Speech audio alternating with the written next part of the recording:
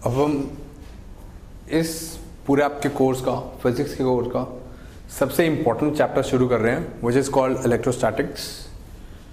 आपको पता है कि आपकी मोटर्स वगैरह जो रन करती हैं, फ्रिज वगैरह के अंदर जो करंट वगैरह आता है, जो भी चीज़ें होती हैं आजकल हम जितनी भी इलेक्ट्रिसिटी वगैरह का यूज़ करते हैं, उन सब का बेस इलेक्ट्रोस्टैट्स है। और आईआईटी पॉइंट ऑफ व्यू से, यानी आपका IIT JEE point of view से जो आपका टेस्ट होगा, उसके पॉइंट ऑफ व्यू से भी ये सबसे इंपॉर्टेंट टॉपिक है, क्योंकि इस टॉपिक से सबसे मैक्सिमम क्वेश्चंस आते हैं। और ये क्वेश्चंस एक्चुअली में अगर आप इस पूरे चैप्टर के ऊपर काफ़ी अच्छी पकड़ बना लें तो इसके क्वेश्चंस आपको काफ़ी मुश्किल नहीं लगेंगे, ठीक है। और इसमें ही सबसे ज़्यादा वैरायटी होती है क्वेश्चंस की, तो ये पूरा चैप्टर आप थोड़ा अच्छे से करें, ओके। अब इलेक्ट्रोस्टैटिक्स मैं आपको बताता हूँ। आपने कभी देखा होगा कि आप अगर कॉम करते हैं तो कॉम कभी भी अगर पेपर के छोटे छोटे पीसेस होते हैं उनको अट्रैक्ट करने लग जाता है कॉम करने के बाद, ठीक है। वो क्यों होता है? या फिर क्या होता है, अगर आपकी कोई ग्लास रॉड है उसको आप सिल्क के किसी कपड़े से रब करें तो उसके अंदर भी चार्ज आ जाता है और वो किसी भी पीस को या किसी भी चीज़ को अट्रैक्ट करने लग जाता है। ये सब क्यों होता है? क्योंकि जब हम कॉम को रब करते हैं तो उसके ऊपर पॉजिटिव चार्ज आ जाता है, ठीक है। पॉजिटिव चार्ज यानी आपको पता होगा electrons, protons and neutrons. Positive charge का मतलब उसके ऊपर कुछ प्रोटॉन्स वगैरह आ जाते हैं, ठीक है। उस वजह से ये सब अट्रैक्ट होते हैं। अब आपको बताता हूँ, इलेक्ट्रॉन और प्रोटॉन जो होते हैं इनके अंदर एक इलेक्ट्रॉन के अंदर कितना चार्ज होता है? -1.6 इंटू 10⁻⁻19 कूलम। कूलम आपको पता है कि चार्ज की एसआई यूनिट है, ठीक है। ये चीज़ आप याद रखेंगे, कूलम बहुत इंपॉर्टेंट चीज़ है जो कि चार्ज की एसआई यूनिट है। और इलेक्ट्रॉन के अंदर नेगेटिव चार्ज होता है, ये बात भी आपको पता है। सिमिलरली प्रोटॉन जो होता है उसके पास भी इतना ही चार्ज होता है, बट पॉजिटिव चार्ज होता है जो कि +1.6 इंटू 10⁻⁻19 कूलम होता है। इन दोनों के मासेस क्या क्या होते हैं?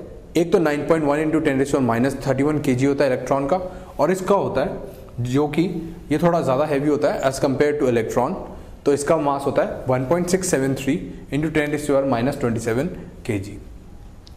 अब इन चार्जेस ये होते हैं हमारे चार्जेस, ये नेगेटिव चार्ज देता है, ये पॉजिटिव चार्ज, ठीक है।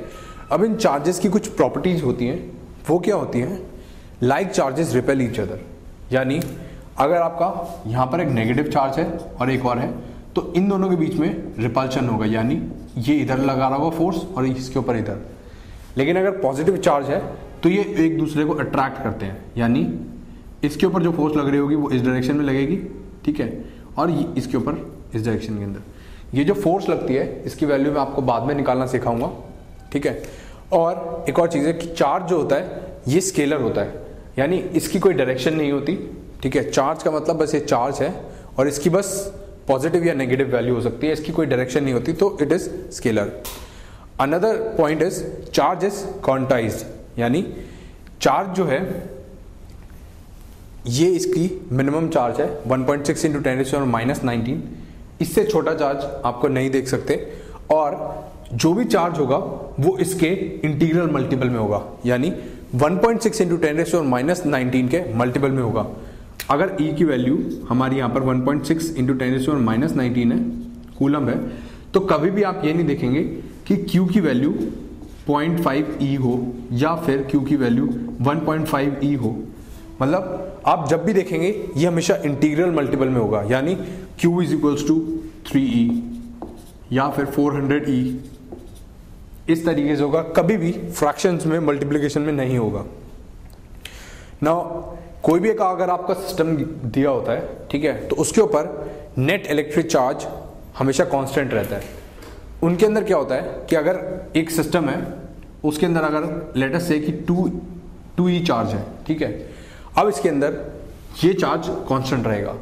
अब इस सिस्टम के अंदर क्या क्या चीज़ें हो सकती हैं?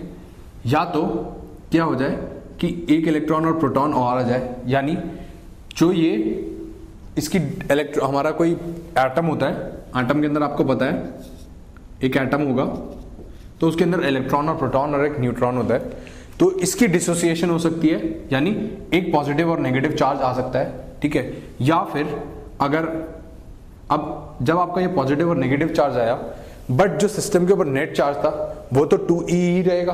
अगर यहाँ पर ये 2E माइनस चार्ज था, ठीक है, सिस्टम के ऊपर, नेट चार्ज तो इतना ही रहेगा क्योंकि पॉजिटिव और नेगेटिव एक दूसरे को कैंसिल आउट कर देंगे। नेट चार्ज कितना बचा इसके ऊपर 2e। तो ऐसा भी हो सकता है कि पूरी बॉडी ऐसे ऐसे ऐसे पॉजिटिव आ जाए पर उतने ही नेगेटिव आएंगे, ठीक है। तो ये हमेशा पेयर में आएंगे। तो पूरे सिस्टम के ऊपर जो चार्ज रहेगा वो हमेशा सेम ही रहेगा, कांस्टेंट रहेगा, ठीक है। ये चीज आप याद रखेंगे। अब अगर एक चार्ज पार्टिकल है, ठीक है, एक लेट सपोज कि कोई इलेक्ट्रॉन है, अगर वो रेस्ट पर है यानी उसकी वेलोसिटी 0 है, if v is equals to 0, तो वो सिर्फ एक इलेक्ट्रिक फील्ड जनरेट करेगा। अब इलेक्ट्रिक फील्ड क्या होती है ये मैं आपको बाद में बताऊंगा, ठीक है। और अगर इस पार्टिकल की कुछ वेलोसिटी v है बट एक्सेलरेशन 0 है, तो उस केस के अंदर it will produce electric field as well as magnetic field. Magnetic field को मैं B से डिनोट करता हूं, ये भी मैं आपको अगले चैप्टर के अंदर बताऊंगा कि B क्या होती है एक्चुअली में। और अगर कोई पार्टिकल की एक्सेलरेशन भी है, इसकी एक्सेलरेशन कुछ है, तो वो पार्टिकल एनर्जी रेडिएट करता है, ठीक है, एनर्जी को रेडिएट करता है और इसको हम मैक्सवेल लॉ कहते हैं, ठीक है, मैक्सवेल्स एनर्जी रेडिएशन कहते हैं इसको हम। तो ये चीज आप याद रखेंगे कि अगर एक्सेलरेशन है तो वो एनर्जी रेडिएट कर रहा होगा। अब कोई भी मटेरियल होता है इस वर्ल्ड के अंदर, जितने भी हमारे पास मटेरियल्स हैं उनको हम 3 कैटेगरीज में डिवाइड कर सकते हैं, which are conductors, insulators and semiconductors. Conductors क्या होते हैं? कंडक्टर्स वो होते हैं जिनके अंदर इलेक्ट्रॉन्स जो होते हैं या फिर जो चार्जेस होते हैं, इलेक्ट्रिक चार्जेस होते हैं, they are free to move. और इंसुलेटर्स होते हैं जिनके अंदर ये फ्री नहीं होते बल्कि they are bound by the atom. और जो सेमीकंडक्टर्स होते हैं, सेमीकंडक्टर्स जो थर्ड टाइप के होते हैं, उसमें क्या होता है, their electrical properties are somewhere between those of insulators and conductors. Let us for example, semiconductors कौन कौन से होते हैं? सिलिकॉन एंड जर्मेनियम, ये 2 आपके मटेरियल होते हैं, ठीक है। सिलिकॉन अगर आपने पढ़ा हो और जर्मेनियम भी पढ़ा हो, ये हम सेमीकंडक्टर्स के तौर पे यूज करते हैं और ये एक्चुअली में आपके कंप्यूटर्स वगैरह में यूज होते हैं। की अगर मैं आपको एग्जांपल्स दूं तो वो क्या क्या हो सकते हैं? मेटल्स होते हैं, एक तो मेटल्स, ह्यूमन बॉडी, अर्थ, ये सब कंडक्टर्स के एग्जाम्पल हैं। अब आपको पता है कि हमको करंट लगता है, यानी हमारे थ्रू करंट पास हो जाता है, तो एक तरह से हम क्योंकि कंडक्टर हैं इसलिए हमको करंट लगता है, ठीक है, हमारे थ्रू जो पास होता है। लेकिन आप देखेंगे कभी भी किसी आदमी को अगर करंट लगता है तो उसको लकड़ी से मारा जाता है। लकड़ी से क्यों मारा जाता है? क्योंकि लकड़ी जो होती है वो इंसुलेटर होती है, वो करंट को पास होने नहीं देती, ठीक है। इंसुलेटर्स के और एग्जांपल अगर मैं आपको दूं तो ग्लास होता है, प्लास्टिक कह लीजिए किसी भी टाइप का, ये हमारे इंसुलेटर्स होते हैं। अब एक क्वेश्चन अगर मैं आपको बताऊं कि दूं, जैसे ये वाला जो आपको फॉर्मूला था Q is equals to N into E, अगर इसके अंदर हमको नंबर ऑफ इलेक्ट्रॉन्स निकालने हो, यानी 1 कूलम चार्ज के अंदर अगर मेरे को गिवन है कि 1 कूलम चार्ज के अंदर हमको पूछा गया 1 कूलम चार्ज है, Q is equals to 1 coulomb, और इसके अंदर नंबर ऑफ इलेक्ट्रॉन्स बताने हैं, तो कैसे ये वाला फॉर्मूला अगर आप यूज करें तो क्या आएगा?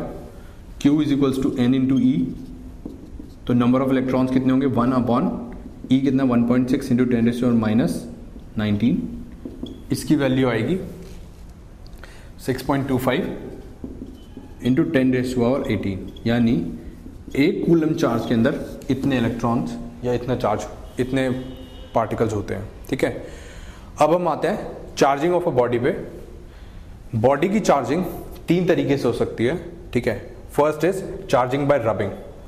चार्जिंग बाय रबिंग के अंदर क्या होता है कि अगर मैं एक कॉम्ब को या किसी ग्लास रॉड को अगर सिल्क के क्लॉथ के साथ रब करता हूं, अगर एक मेरी ग्लास रॉड है, ठीक है, इसको मैंने सिल्क का कोई क्लॉथ था इससे रब करा, रब करने पे क्या होता है कि रब करने से क्या होता है, इसके अंदर यहां पे सिल्क क्लॉथ के ऊपर पॉजिटिव और नेगेटिव चार्ज डेवलप हो जाता है, ठीक है। और रब करने पे क्या होता है, कि ये जो पॉजिटिव चार्ज होता है या नेगेटिव चार्ज ये पूरा इसके ऊपर चला जाता है, ठीक है। तो एक तरह से ये नेगेटिवली चार्ज हो जाती है, ये पॉजिटिवली चार्ज हो जाती है, ठीक है।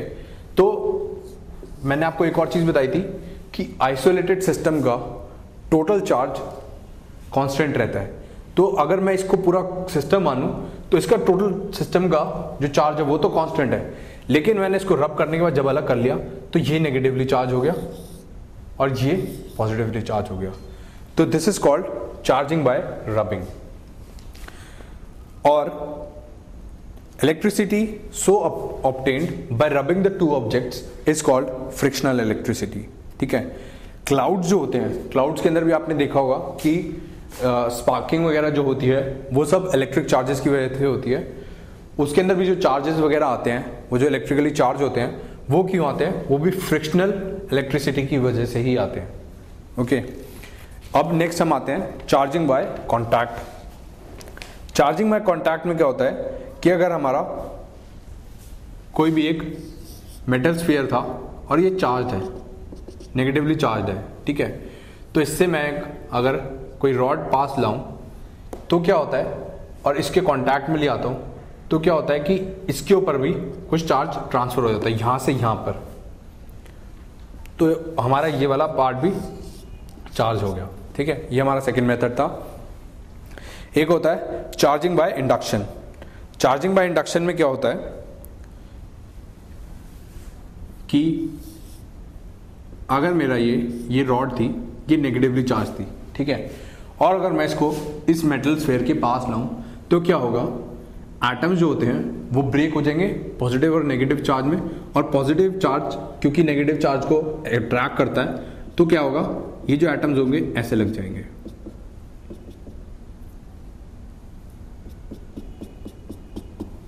ठीक है। तो ये भी चार्ज हो गए, और अगर आप यहां पर फिर ग्राउंड लगा दें, यानी वायर लगा दें और ग्राउंड से कनेक्ट कर दें, तो नेगेटिव चार्ज यहां से निकल जाएगा और ये पॉजिटिवली चार्ज बच जाएगा।